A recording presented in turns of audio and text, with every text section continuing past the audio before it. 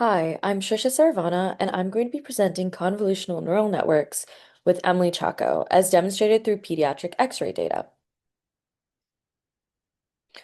First of all, what is a convolutional neural network?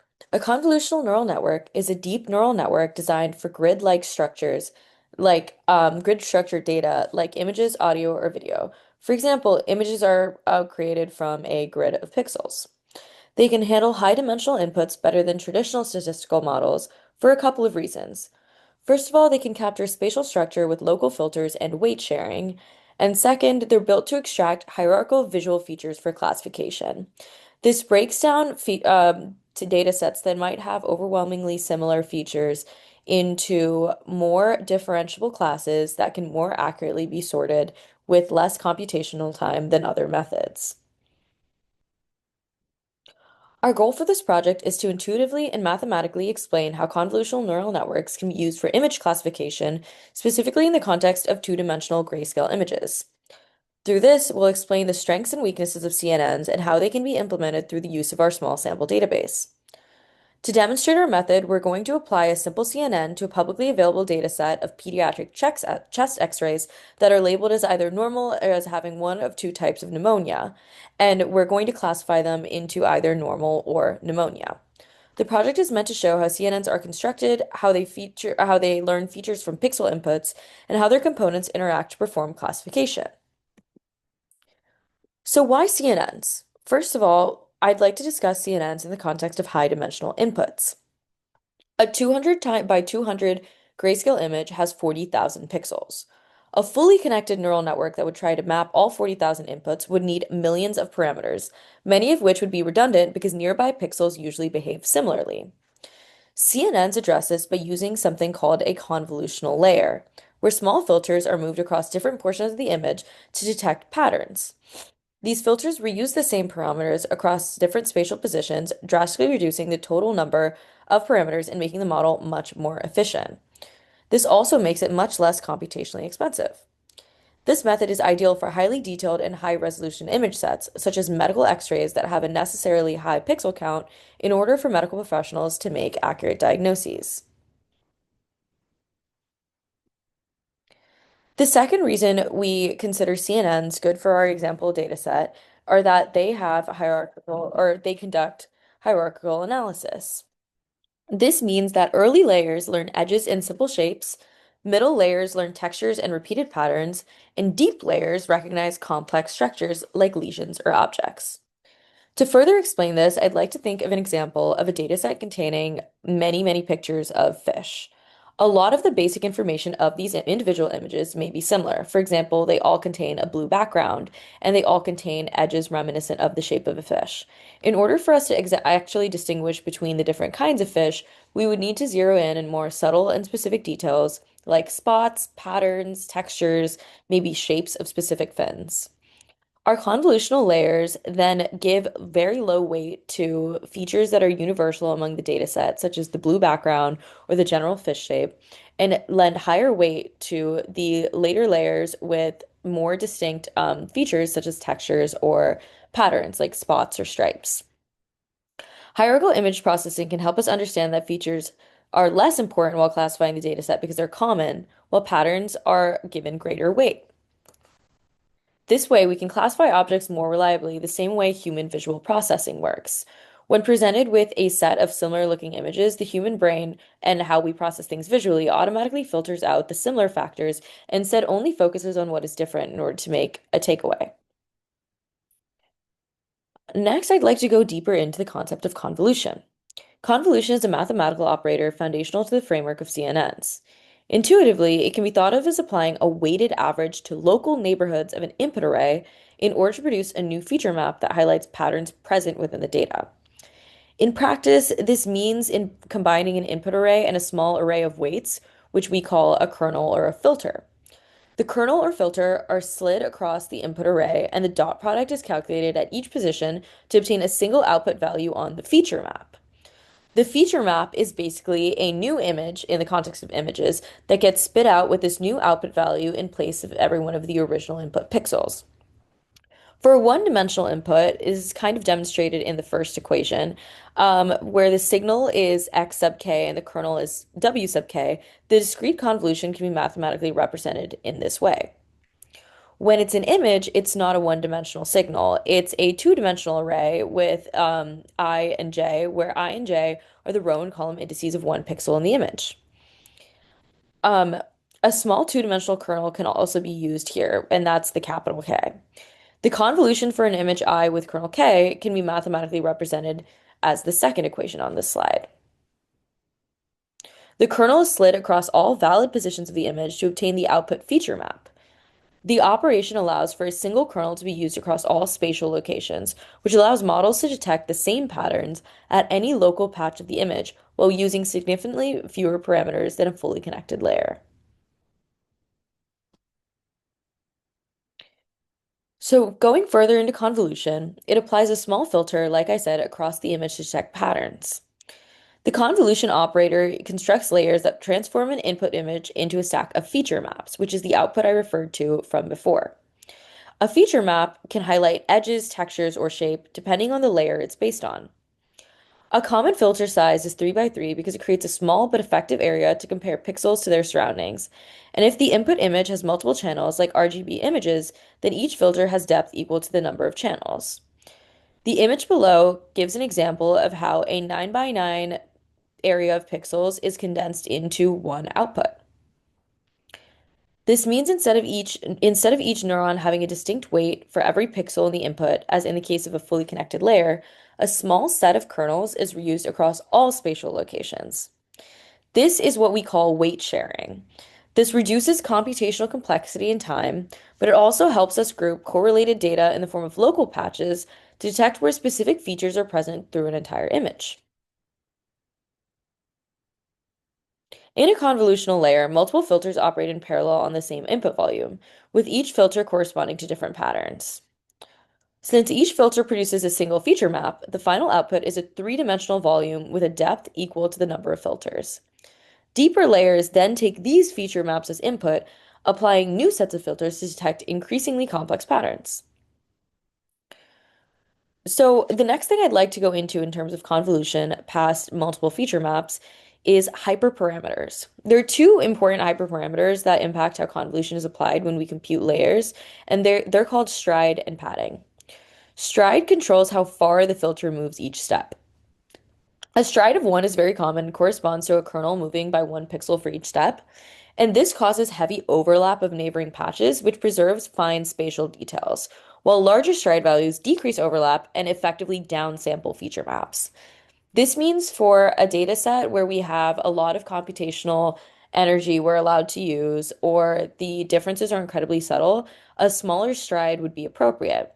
However, if the differences are larger and or we have a massive data set and we want to do things faster, we could increase the stride to help effectively downsample.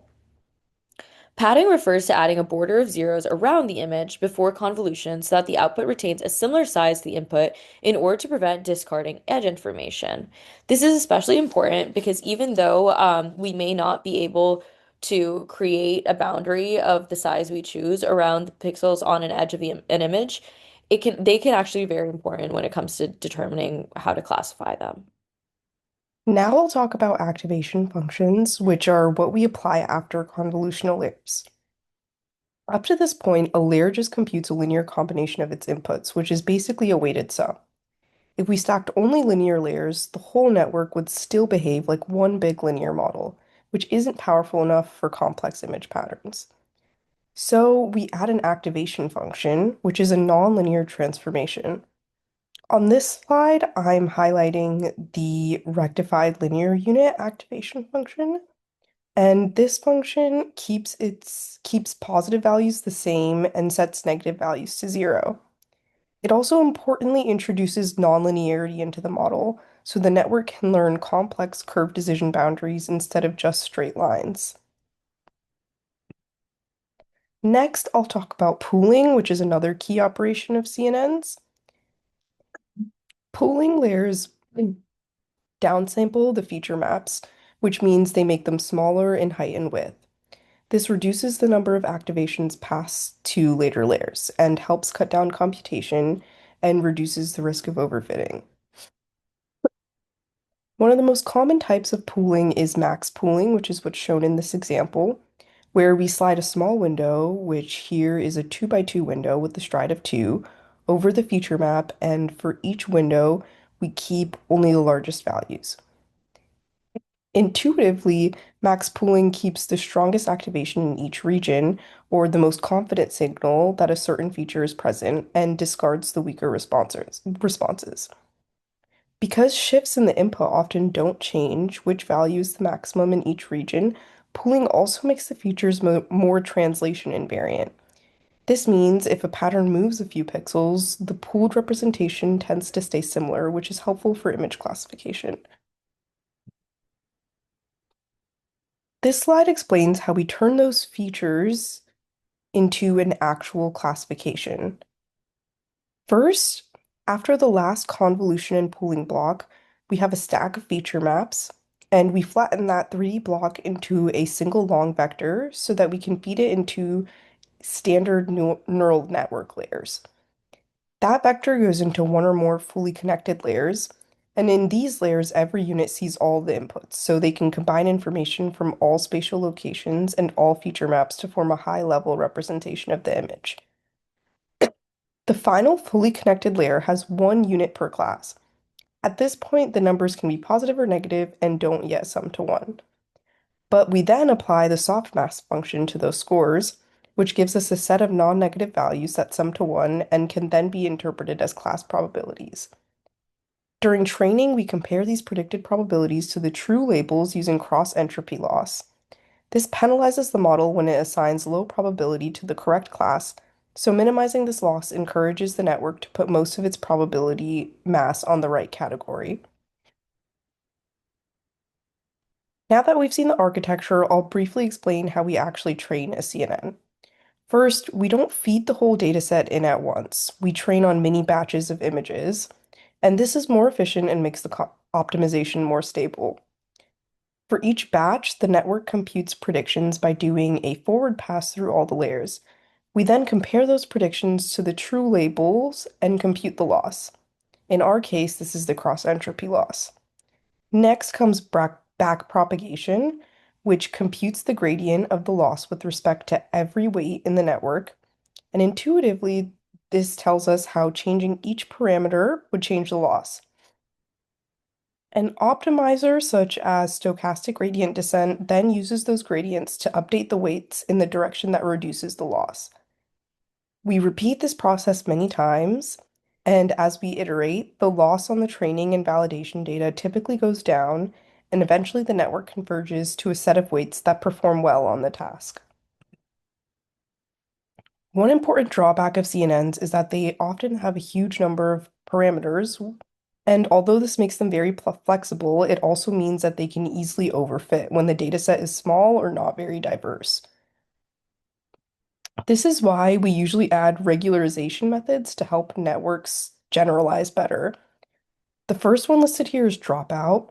So during training, dropout randomly disables a fraction of the neurons in a layer on each forward pass. This forces the network to spread information across many units instead of relying on a single pathway, which tends to make it more robust. Next is data augmentation. So for images, this can include random flips, small rotations, shifts, and zooms. And this effectively creates new, slightly different training examples, which makes the model less sensitive to the exact position of any single image and partially compensates for having a limited data set. Finally, we can use early stopping. We monitor performance on a validation set, and if the validation loss stops improving and starts to get worse, we stop training.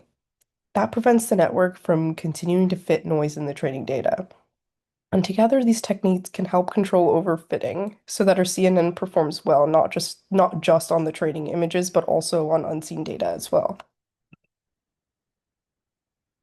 To demonstrate how CNNs work in practice, we used a pediatric chest X-ray dataset from Kaggle, which had almost 6,000 images labeled as either normal or pneumonia. The classes were somewhat imbalanced as there were about three times as many pneumonia scans as normal ones. So we used class weights to avoid the model ignoring the minority class. All of our images were resized to 224 by 224 pixels, and we applied simple data augmentation like flips, small rotations, and zooms to better mimic real variations in patient positioning, and to help reduce overfitting. So for the model, instead of training a CNN from scratch, we used a transfer learning approach with mobile net v2. The model was trained with a gradient-based optimizer and binary cross entropy loss. On the held out test set, the model achieved about 81% accuracy and an AUC of 95%. The AUC can be interpreted as the probability that a randomly chosen pneumonia image is assigned a higher pneumonia score than a randomly chosen normal image. So around 95% indicates very good separation between the two classes. However, the confusion matrix helps to make the error pattern more concrete. Out of the normal scans, 128 were correctly classified, but 106 were incorrectly classified as pneumonia. For pneumonia scans, 380 were correctly classified and only 10 were misclassified. So overall, this CNN is very good at detecting pneumonia, but it's less reliable at reassuring us that an image is truly no normal, since a lot of the normal scans are incorrectly labeled as pneumonia. To wrap up, convolutional neural networks give us a powerful way to do image classification by learning their own features directly from pixels. Overall, CNNs are not perfect, but they are currently one of the most effective tools we have for image classification, and understanding their building blocks helps us use them more thoughtfully in real-world applications. Thank you.